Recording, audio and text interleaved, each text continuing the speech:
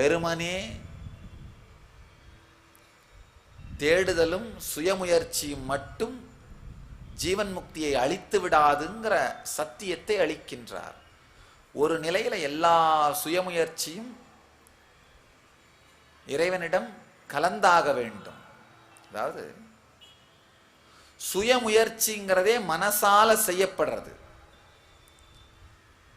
நம்முடைய இன்டலெக்டால யோசிச்சு யோசிச்சு செய்யப்படுறது, நம்முடைய மூளை அறிவாலே செய்யப்படுவது. அந்த வெறும் மூளை அறிவினாலேயே முழுமைத்தன்மை அடையப்பட்டு விடாது. காரணம் என்னன்னா, சில நேரத்தில் ராமகிருஷ்ணன் ரொம்ப அழகா சொல்வாரு, வங்காளத்தில் கடுகை வைத்து பேயோட்டுகின்ற பழக்கம் இருக்குமா. யாருக்காவது பேய் பிடிச்சிருந்தா கடுகை எடுத்து போட்டு பேயோட்டுவார்களாம். நான் சில நேரத்தில் அந்த புத்திசாலி பேயா இருந்தால் என்ன பண்ணுவா, கடுகுக்குள்ளேயே போய் புகுந்துருமா. கடுகுக்குள்ளேயே போய் புகுந்துருச்சுன்னா அந்த கடுகை வைத்து பேயோட்ட முடியாது. அதே மாதிரி உங்களுடைய மூளை அறிவை வைத்துத்தான் நீங்க சாதனை செய்யணும். ஆனா மாயை அந்த மூளைக்குள்ளேயே புகுந்து விடுமானால், உங்க லாஜிக்குள்ளேயே புகுந்து விடுமானால், உங்கள் மனதிற்குள்ளேயே புகுந்து விடுமானால் சாதிக்க முடியாது. சில நேரத்தில் நம்ம மனம் யாரையுமே நம்ப விடாமல் எல்லாரையும் கேள்வி கேட்கும், எல்லாருடைய ஆத்தென்டிசிட்டியையும் செக் பண்ணும். ஆனா தன்னுடைய ஆத்தென்டிசிட்டியை மட்டும் நீங்க செக் பண்ண விடவே விடாது. பல நேரத்தில் நான் பார்த்துட்டு மக்கள் இந்த மாதிரி சத் சங்கங்களில் கடிதங்கள் எழுதி போடுவார்கள், எல்லாரையும் விமர்சனம் பண்ணுவார்கள், நான் உட்பட என்னையும் சேர்த்து விமர்சனம் பண்ணுவார்கள். என்ன ஏதாவது மூடத்தனமாக இருக்கும், ஏன் இவ்வளோ பூவெல்லாம் பக்கத்தில் வச்சுட்டு உட்காந்துட்டு இருக்கீங்க, ஒரு சன்னியாசிக்கு பூ வேணுமா, அது எனக்காக வைக்கலையா, உங்களுக்காக வச்சிருக்கு, நீங்க பார்க்கறதுக்கு அழகா இருக்கிறதுக்காக. ஆனா இந்த மனிதர்களுக்கு என்ன, எதையாவது ஒரு குதர்க்கத்தோடையே பேச வேண்டும், செய்ய வேண்டும், சொல்ல வேண்டும். ஆனா ஒரு கொடுமை என்னன்னா, இந்த கேள்விகளை கேட்கின்ற மனிதர்கள் அவங்க பேரை மட்டும் போடவே மாட்டார்கள், எல்லாமே மொட்டை கடிதமா இருக்கும். காரணம் என்னன்னா, மற்றவர்களை எல்லாம் குதர்க்கத்தோடு ஆராய்கின்ற மனம் தன்னுடைய குதர்க்கத்தன்மையை நோக்கி திரும்புவதே இல்லை. அவருக்கு புரியறதே இல்லை. தன்னுடைய வாழ்க்கையை 24 மணி நேரமும் பொது வாழ்க்கையாக பொதுமக்கள் முன்னாடி திறந்து வச்சிருக்கிற இவரை நாம கேள்வி கேட்கிறோமே. ஆனா இந்த மாதிரியான கேள்வியை, இந்த மாதிரியான குதர்க்கத்தன்மையோடு நம்ம மனசையே நாம பார்த்திருக்கோமான்னு அவருக்கு யோசிக்கிறதே இல்லை. எல்லாவற்றையும் கேட்கும் மனம் தன்னை கேட்க விடாது, அதுதான் மாயை. எல்லாவற்றையும் சந்தேகப்படுகின்ற மனம் தன்னை சந்தேகப்படுவதே இல்லை. இந்த ஸ்கேல் பண்றோமே, எந்த மனசை வச்சு எல்லாத்தையும் அளக்கிறோமே, இந்த மனமே சத்தியமான ஆதாரம் தானா அப்படிங்கிற தெளிவு இந்த மனத்திற்கு வருவதே இல்லை.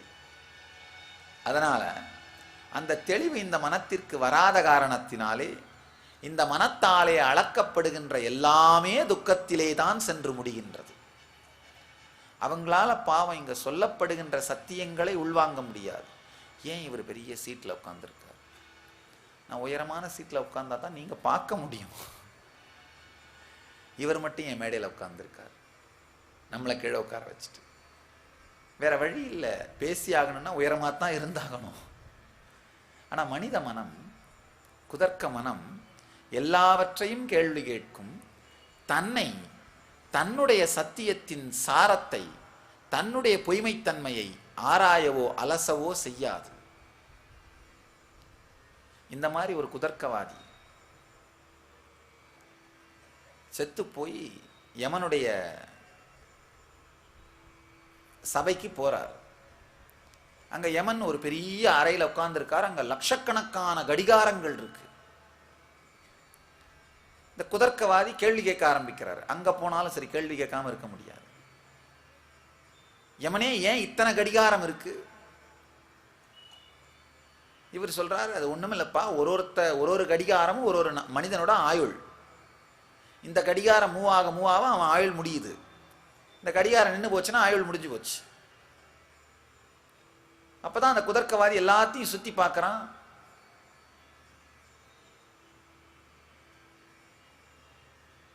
யமனே, சில கடிகாரங்கள் வேகமா போயிட்டு இருக்கே, சில கடிகாரம் முள்ளு பொறுமையா ஓடுது, சில கடிகாரம் முள்ளெல்லாம் வேகமா ஓடிட்டு இருக்கே, காரணம் என்ன? வேக வேகமா நகருதே, காரணம் என்ன?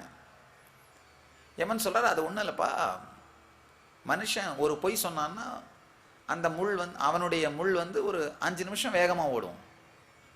திரும்ப பொறுமையா இருந்தான்னா, சத்தியத்தையே சொன்னான்னா மெதுவா ஓடும். ஒரு பொய் சொன்னான்னா திரும்ப ஒரு 5 நிமிடத்துக்கு வேகமா ஓடும். இந்த பொய் சொல்ல அந்த முள் வேகமா ஓடும். இந்த குதர்க்கவாதி கேட்டானா, ஓ அப்படியா அப்படின்னு. சரி, சுத்தி முத்தி பார்த்துட்டு ஒரு 2 நிமிஷம் கழிச்சு, ஏமா ஐயா ஏன் கடிகாரம் எங்க அப்படின்னா,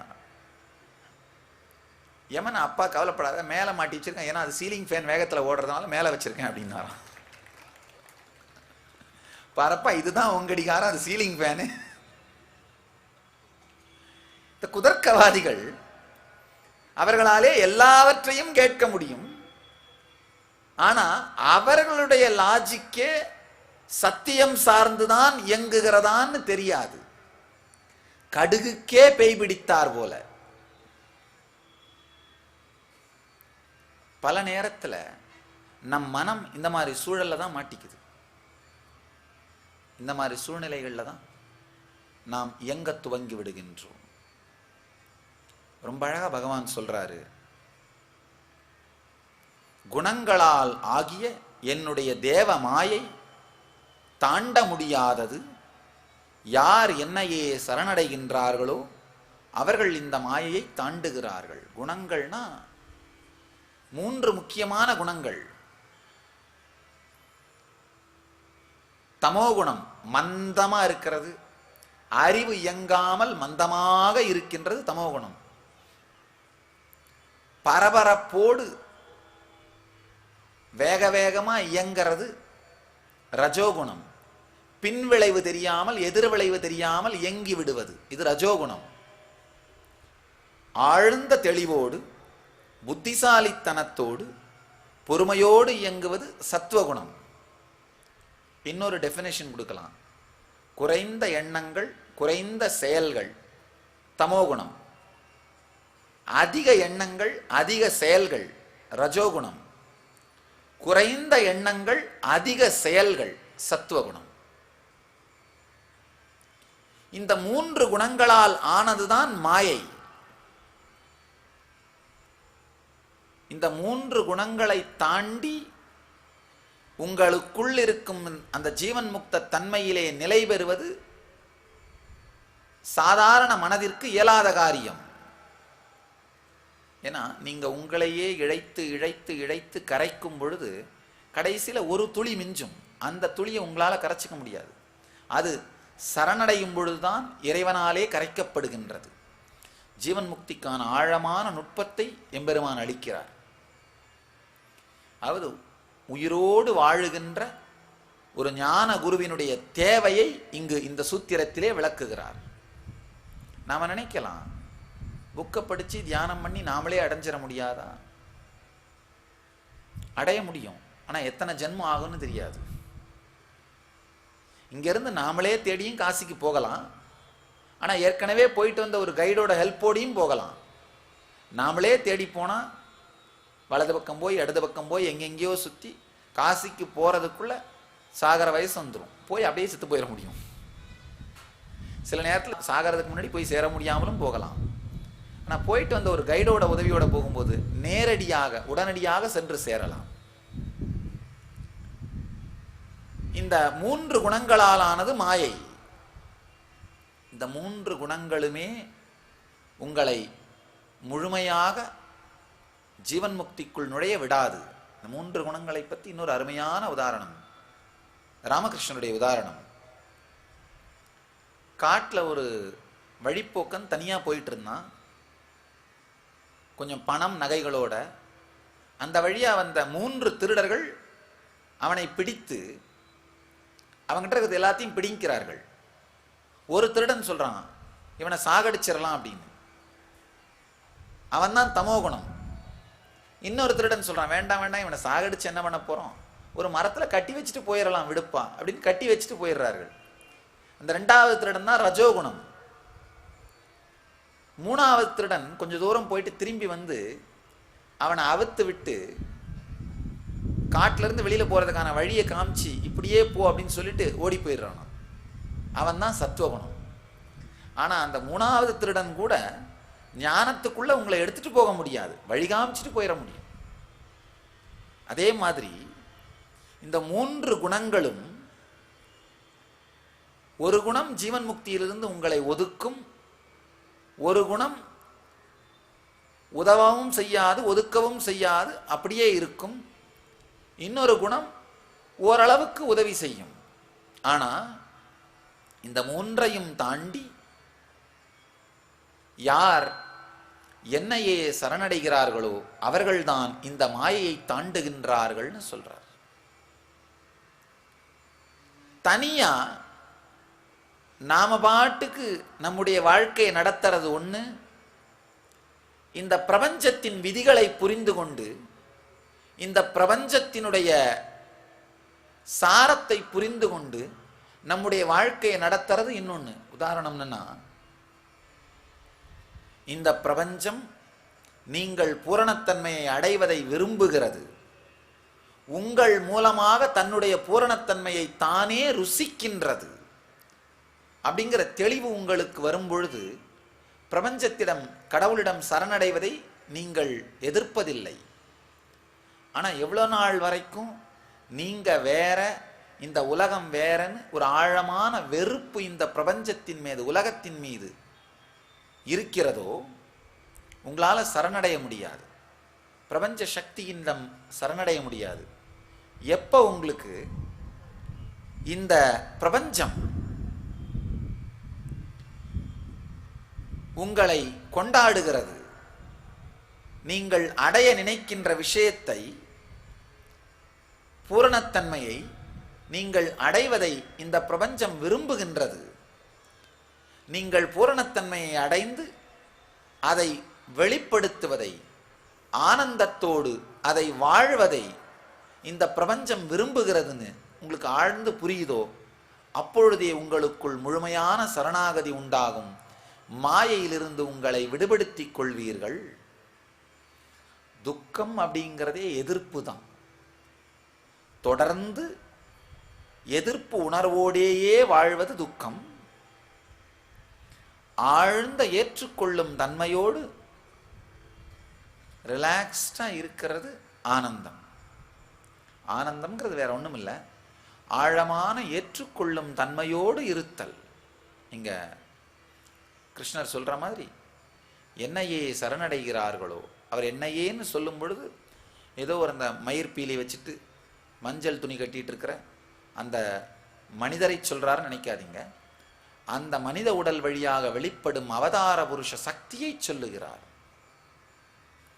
அந்த அவதார சக்தியை சொல்றார். என்னையே நான் என்கின்ற இந்த சக்தியாக வெளிப்பட்டிருக்கின்ற பிரபஞ்ச சக்தியை சரணடைகிறார்களோ அவர்கள் இந்த மாயையை தாண்டுகிறார்கள், அவர்கள் இந்த மாயையை தாண்டி ஜீவன் முக்த தன்மைக்குள் நிறைகிறார்கள். இந்த மாயையை பற்றி ஆழ்ந்த சில சத்தியங்கள் நமக்கு புரியுமானால் இந்த மாயையை தாண்டுகின்ற சத்தியத்தை தாண்டுகின்ற நுட்பங்களை தெரிந்து கொள்ளலாம். உண்மையில மாயைனா என்னன்னா,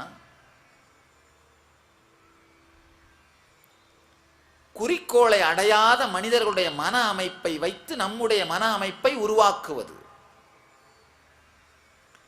தானே முழுமையை அடைஞ்சிருக்க மாட்டார்கள், அந்த மாதிரி மனிதர்கள்ட்ட இருந்து நம்முடைய வாழ்க்கையை பற்றிய மோல்டை உருவாக்குறது.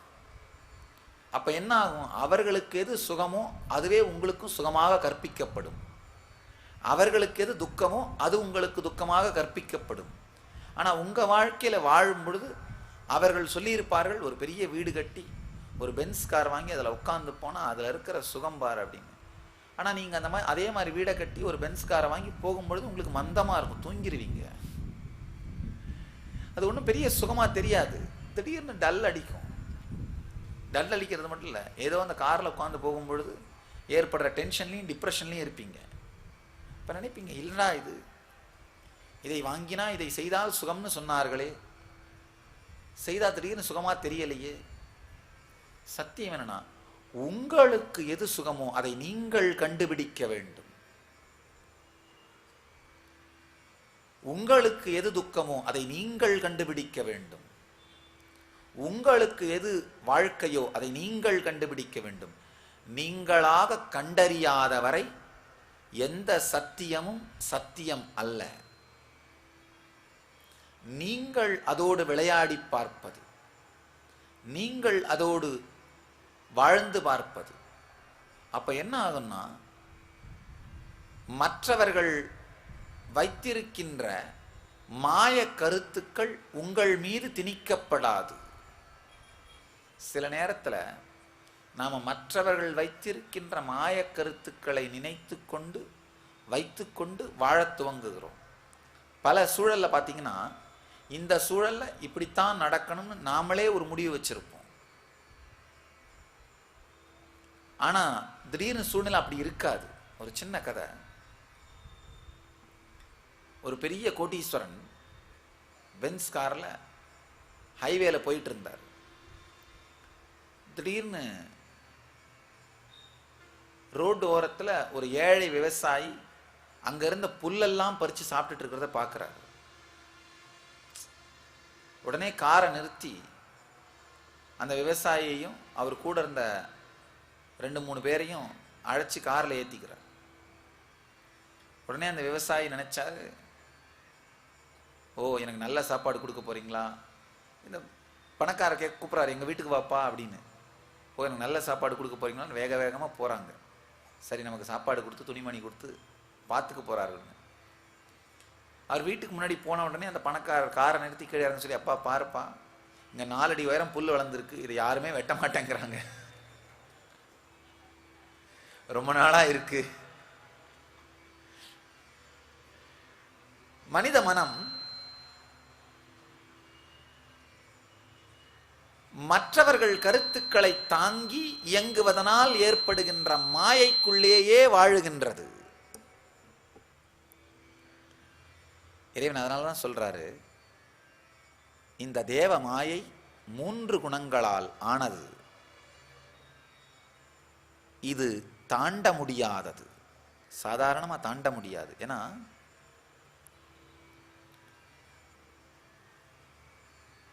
உங்கள் மனசை வச்சுத்தான் நீங்க இதை தாண்ட முயற்சி பண்ணுவீங்க. எல்லா எண்ணத்தையும் தாண்ட முடியும், ஆனா அந்த கடைசி எண்ணத்தை தாண்ட முடியாது. ஒரு அழகான உதாரணம் ரமண மகர்ஷி சொல்வாரு. இந்த கிராமங்கள்லாம் பிணத்தை எரிக்கும் போது பார்க்கலாம், பெரிய கோல் வச்சு அந்த பிணத்தை நெருப்புல தள்ளி தள்ளி தள்ளி தள்ளி எரிப்பார்கள். கடைசியில் அந்த நெருப்பை, அந்த கோலையும் நெருப்புல போடணும், அப்பதான் முழுசா எரிஞ்சு முடியும். அதே மாதிரி நாம நம்ம மனம்ங்கிற கோலை வச்சு இந்த எல்லா பந்தங்களையும் இந்த இறைவன்ற நெருப்புல எரிச்சிருவோம். கடைசியில் அந்த மனம்ங்கிற கோலும் அந்த இறைவன்ற நெருப்புல விழுந்தாகணும். அதுதான் சரணாகதி. மனம்ங்கிற கோலை வச்சு பிணத்தை எரிக்கிறது நம்முடைய சுயமுயற்சி. கடைசியில் அந்த மனம்ங்கிற கோலையே நெருப்பிற்குள் செலுத்துவது சரணாகதி. அதுவே செலுத்தப்படும் பொழுது மட்டும்தான் சத்தியம் நமக்குள் மலரும், ஜீவன் முக்த தன்மை மலரும். இன்னொரு முக்கியமான விஷயம், இந்த சரணாகதி செய்யாமல் பக்தி பாகம் இல்லாமல் வெறுமனே இந்த யோகம் தியானம் பிராணாயாமம் செய்யற மக்கள் எல்லாம் பார்த்தீங்கன்னா தனக்குள்ள ஒரு ஆழமான துக்கத்தையும் இறுக்கத்தையும் ஏற்படுத்தி கொண்டு வயிறு சம்பந்தப்பட்ட பிரச்சனைகளில் மாட்டிக்கொள்வார்கள். பலதரம் நான் பார்த்திருக்கேன். என்னுடைய அனுபவத்தில் பலாயிரக்கணக்கான மக்களை சந்திப்பதனால சொல்றேன், சரணாகதி என்கின்ற பக்தி சாராது உணர்வாலே சரணடைகின்ற இந்த பக்தி தன்மை சேராமல் வெறும் யோகம் பிராணாயாமம் தியானம் எல்லாம் செய்யற மக்கள், நம்ம தமிழ்ல சொல்லுவோம் வயிற்றுல பல்லு டெவலப் ஆகிறதுன்னு, அவனுக்கு வயிற்றுல பல்லுடான்னு சொல்லுவோம் பாருங்க. கான்செப்ட் வர்ஷிப்னு சொல்றது, கருத்துக்களையே நினைந்து நினைந்து நினைந்து நினைந்து நினைந்து அவர்களுக்கு அந்த அடி வயிற்றுல பல்லு மாதிரி ரொம்ப லாஜிக் ஷார்ப்பாகி அடி வயிற்றுல பல் இருந்தால் அந்த பல் தன்னையே உண்ணும். அதே மாதிரி இந்த லாஜிக் அளவுக்கு மீறி டெவலப் ஆயிட்டு தன்னையே வருத்தி கொள்ளும் இயல்பிலே நிறைந்து விடும். தன்னையே வருத்தி கொள்ளும். அப்போ அவங்களால எல்லாத்தையும் ஒதுக்கி வைக்க முடியும், ஆனால் தன்னை ஒதுக்கி வைக்க முடியாமல் போயிடும். அதுக்காக தான் எல்லாவற்றையும் ஒதுக்கி வைக்கின்ற ஞானமும் தன்னையே ஒதுக்கி வைக்கக்கூடிய பக்தியும் இருந்தால் மட்டும்தான் ஜீவன் முக்தி சாத்தியம். இது எல்லாமே கனவுதான் அப்படின்னு ஒதுக்கி வைக்கிற ஞானமும், இது எல்லாமே மாறிக்கொண்டே இருப்பது அப்படின்னு ஒதுக்குகின்ற ஞானமும், மாறாத ஒன்றிடம் சரணடைகின்ற பக்தியும், இந்த ரெண்டும் சேரும் பொழுது மட்டும்தான் நமக்குள்ளே ஜீவன் முக்தத்தன்மை மலருகின்றது, ஜீவன் முக்தத்தன்மை வெளிப்படுகின்றது, ஜீவன் முக்தத்தன்மை நமக்குள் உயிர்ப்படைகின்றது. எம்பெருமான் சொல்றாரு, இந்த தேவமாயை வேறு எதனாலும் தாண்ட முடியாதது. ஒரு அழகான ஒரு கதை கிருஷ்ணனுடைய வாழ்க்கையிலே நடந்த கதை.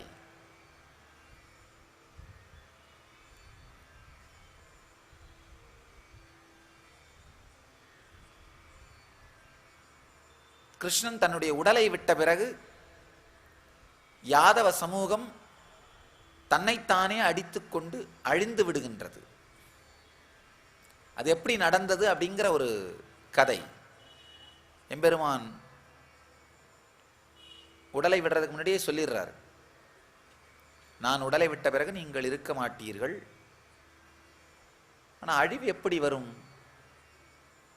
அழிவு வரணும்னா தானாவே இந்த மக்கள் ஏதாவது ஒரு தவறை செய்வார்கள். அதான் விநாச காலே விபரீத புத்தின்னு சொல்வார்கள். அழிவு வரும்னா தானாவே அந்த மூளை அந்த மாதிரி வேலை செய்ய ஆரம்பிக்கும். இந்த யாதவர்கள் என்ன பண்றாங்க, அந்த ஊருக்கு வந்திருந்த ஒரு ரிஷி கிட்ட போய் தேவையில்லாமல் விளையாடுறார்கள். தேவையில்லாமல் அவரை அவதூறு செய்ய முயற்சி செய்கிறார்கள்.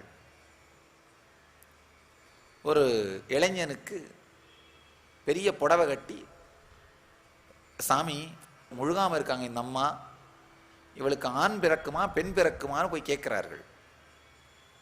ரிஷி ரொம்ப பொறுமையோடு இருந்து, போங்கப்பா போங்க அப்படின்னுறார். ஆனா இவங்க விடாமல் அவரை